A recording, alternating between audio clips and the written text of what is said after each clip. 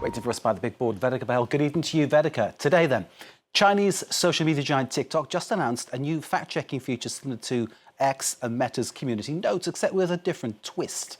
Tell us all about it, Vedika. That's right, Mark. TikTok has announced Footnotes, which is its own take on crowd-sourced fact-checking.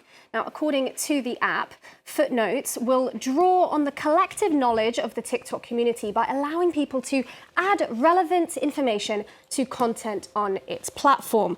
So similarly to X's community notes, which is now also being tested out by Meta as well. What this means essentially is that users will be able to correct misinformation or add missing context themselves by adding supplementary evidence to the platform. Now, according to TikTok, this is very much a trial. It's not permanent, and it is being started out in the US on short-form videos. And the app's given a couple of examples on how it could be used on those short-form videos. For example, if the video includes a complex STEM-related concept, or if it shares statistics that could be misrepresented or updates about an ongoing event, the idea here is to add a layer of transparency or accountability to fact-check content there. Now, you could say that TikTok is just jumping on the bandwagon of user-led flagging, similar to its peers in this industry, other behemoths like Meta and X. But what makes TikTok different in this capacity is that it is not replacing its professional fact-checking like the others have done. It says that it is going to continue to have its partnership with over 20 accredited fact-checking organizations, accredited by the International Fact-Checking Network. And that really is the main difference here, because Meta and X, they have entirely scrapped professional fact-checking in order for to have this user-led, crowd-sourced fact-checking. But in order to combat misinformation, and provide context to things that are out of context, things that go viral, particularly fake news in general, it is very flawed to use it just that way. It has been criticised by fact checkers across the board because there just isn't enough ways to make it, to assure that this is going to take place. And there's a lot of misinformation that seeps through the cracks. For example, though Elon Musk and Mark Zuckerberg have both argued that moving into an entirely user-based system, they argue that that is, quote, prioritising free speech. But,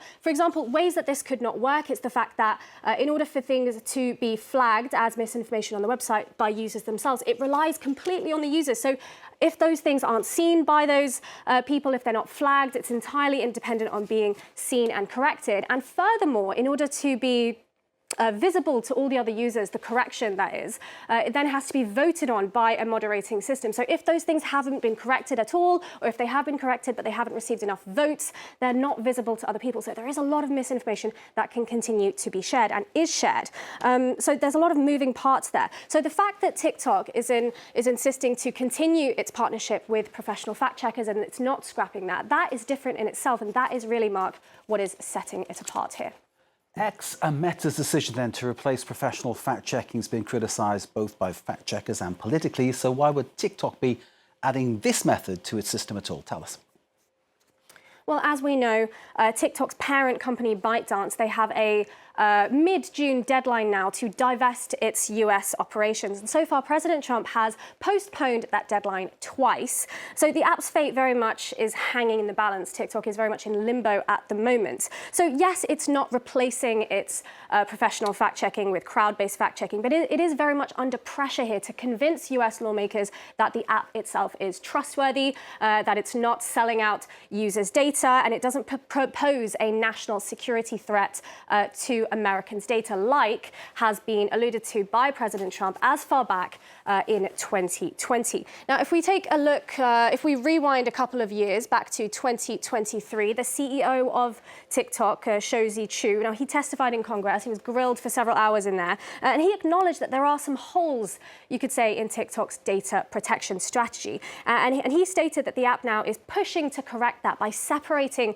the data of over 150 million American accounts from Chinese oversight. So, Mark, likely that this is a method to add a layer of transparency to its reputation, to augment itself in the eyes of the US government.